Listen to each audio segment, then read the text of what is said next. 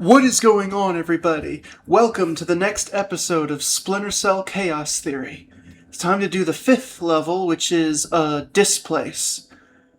Similar to Bank, this is a mission that's actually not too difficult to ghost, because it's a very well-designed level that's really meant to be ghosted.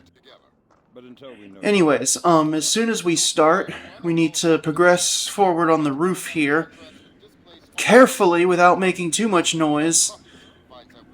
We need to get to this fence, and then here in this dark spot, climb over the fence, like so.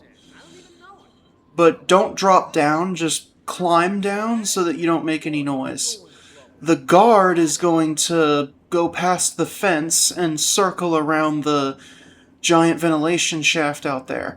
When the technician guy steps away from that breaker, OCP the light, and then go up to it to switch object. What it does is it cuts off the giant industrial fan that's inside that ventilation shaft, and it also kills the lights around it too. Or at least I think there were lights around it.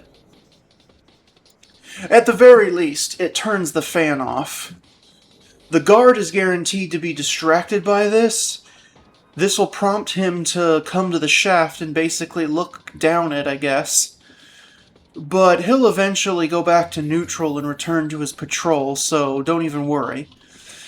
And from where we are, there's tons of darkness, so he won't be able to see us. Anyways, as soon as he's back to normal, and he's kind of...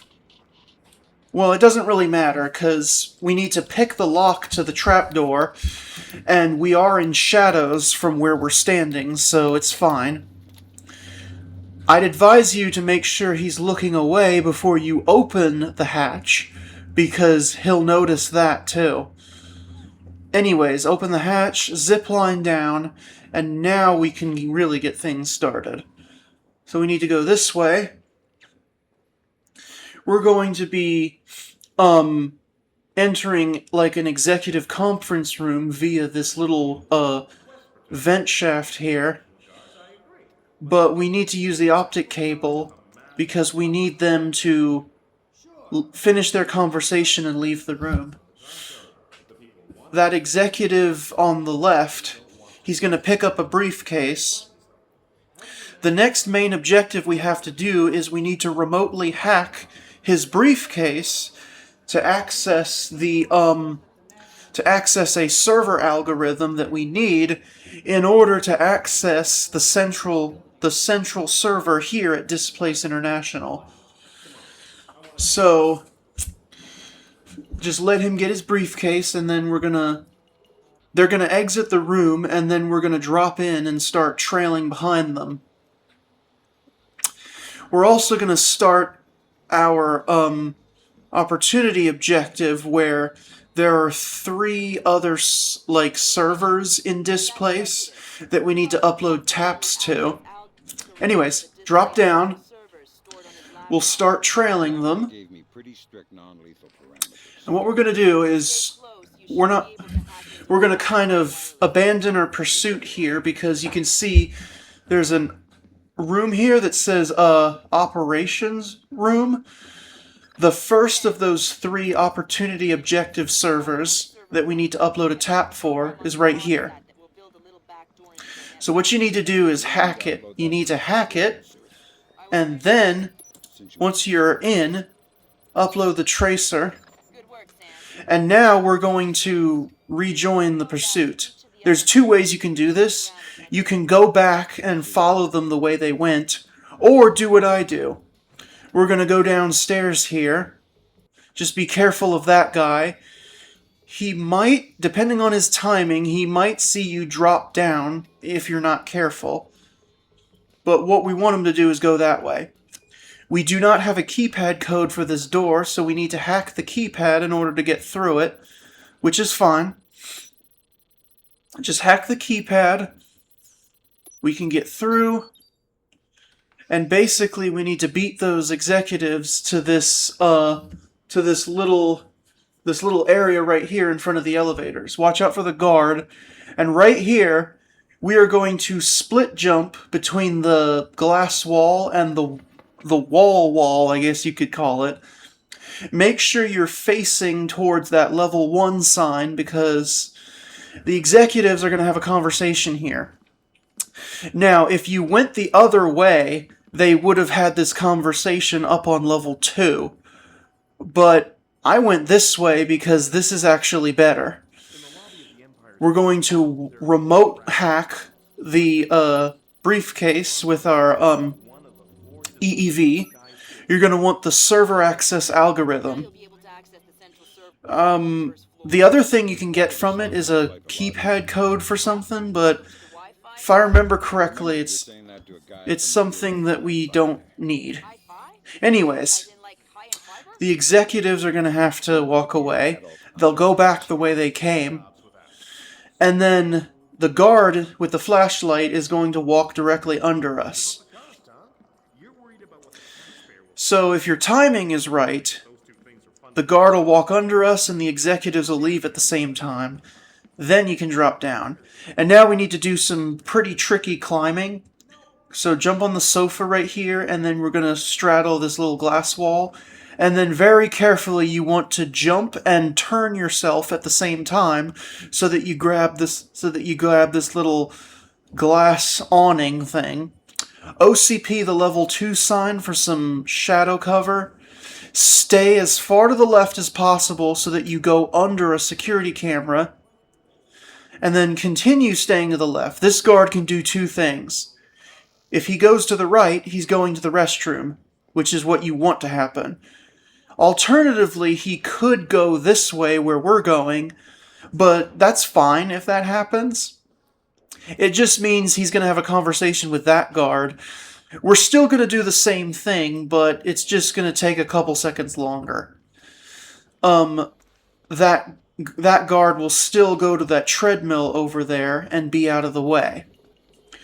What you want to do now is go to this ceiling pipe, because there's a guard on a computer right there, and if we use the ceiling pipe, we can just sneak directly above his head.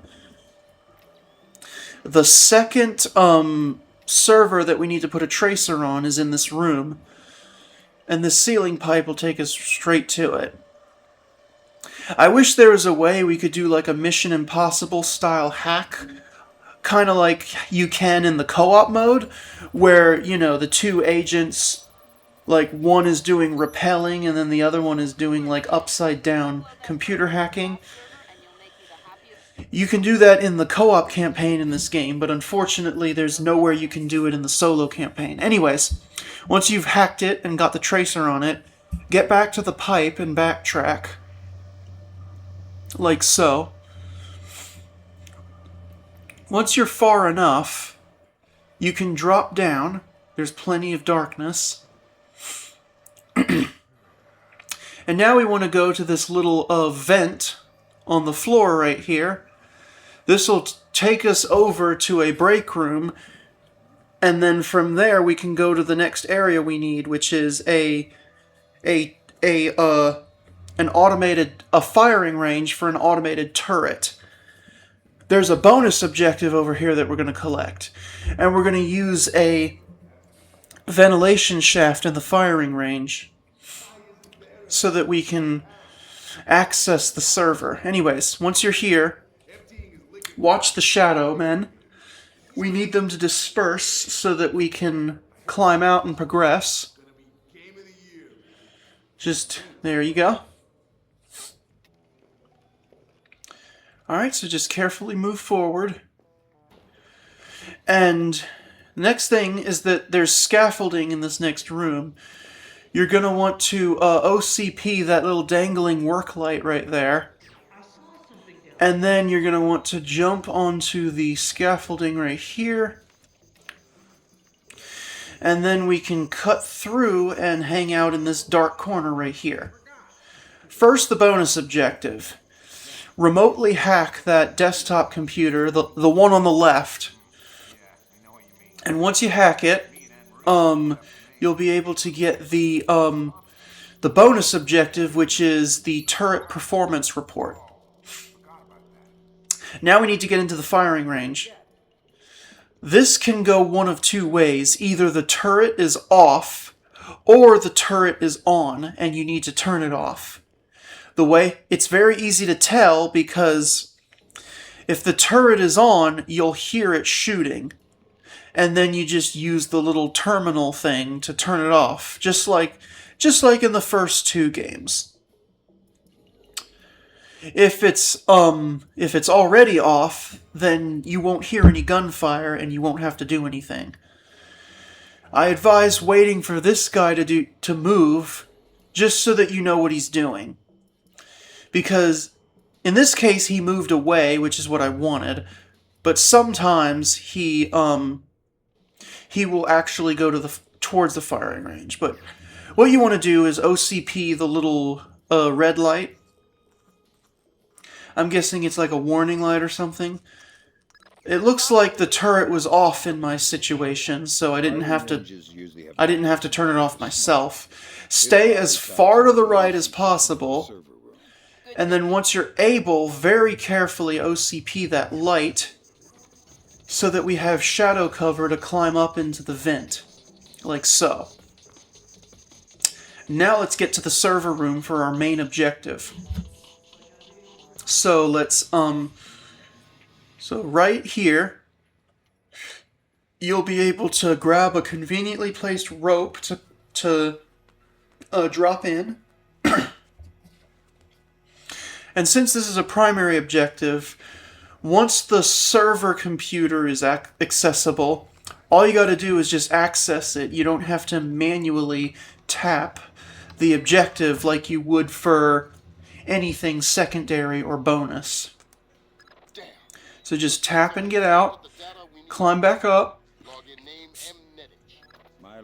What'll happen here is, or what's supposed to happen is that the power to the whole building is going to be restored, meaning that a lot of lights that were off before are going to be on now. There is actually a way you can, there is a cheese you can do to prevent the power from coming back on, but you have to climb out of the room and then enter this, and then basically go through this shaft at the speed of light. It's inconsistent, so for the sake of consistency, I'm going to be showing you what happens assuming the power comes back on. Anyways, in this room that we just snuck over to, the third and final server that we need to put a tracer on, hack it, upload your tracer. You're going to want to exit this room very carefully because there's a guy that comes up here to sit at those computer chairs right there. And it's hard to tell determine his positioning. As you saw, he was just about to come up. But what we want to do is, if I remember correctly, that same little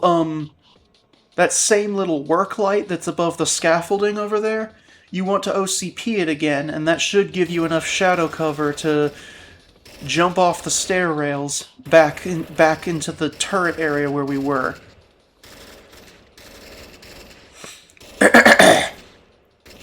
If I remember in this recording, they turned the turret on and you could hear the gunfire. That's what I was talking about earlier. So yeah, OCP the little work light. There's your little shadow cover to jump off the rail. And then here in the break room, you want to flip the light switch right here to distract this guy. What should happen is that he'll turn the lights back on from the other light switch in the room, which is right where he was looking. But anyways, if you flip the lights off, that should distract him to the point where you can get around him and back to this vent, because we're backtracking to that little workout gym that we were at before. You know, where the second server thing was. We're basically more or less completely backtracking at this point. We need to get back to the elevators because we need to get up to level 3. So next thing's next is To get around the guard at the reception desk, we need to flip another light switch right here. That'll distract him. And then go ahead and OCP the level 2 sign for extra light, for extra cover. Stay as close to the elevators as possible, and then you're going to want to call an elevator. If you want to be safe, you could OCP the camera, but I'd advise against it because we also need to OCP a light inside the elevator itself so that we can get in and go up safely without any guard perceivement. Just like that. And I just want to make sure I stress, when you're over there on level 2, you want to stay as close to the elevators as possible when you're in that area. That way you should be under the camera and it won't see you. So right here, we're hiding. We are going to eavesdrop on this guard conversation because they're talking about Mylon Nedich and getting into his office. But one of the guards is going to verbally mention the keypad code to the executive office area. We want to hear this so that we have the keypad code in our notes, and we could just use it to get into that area. Alright, so those guards are going to disperse now. One of them is coming this way, and we're going to very carefully trail behind him. And in the process, we're going to complete what is, in my opinion, the hardest, well, or not really the hardest, but the easiest secondary objective in the game to miss. This one is extremely easy this is a secondary objective, and it's very, very easy to miss on a first playthrough. Especially since outside of a little hint in the loading screen, the game doesn't really explain that well that you have a laser mic integrated into your EEV. What you need to do is you want to stand in the little dark corner next to the chair, next to that chair that's behind us right now. You want to point your EEV at this little blacked out window thing. Make sure you zoom in. Zoom in. As long as it says recording, you know you're doing this right.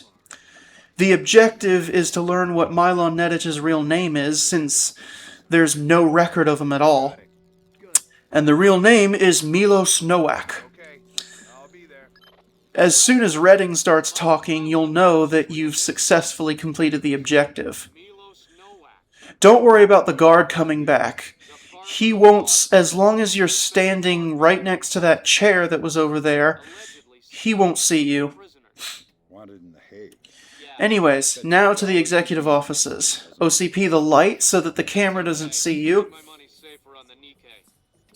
The keypad code, as we learned, is 2346. So go ahead and get that in.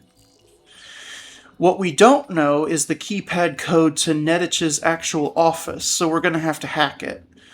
So hack keypad.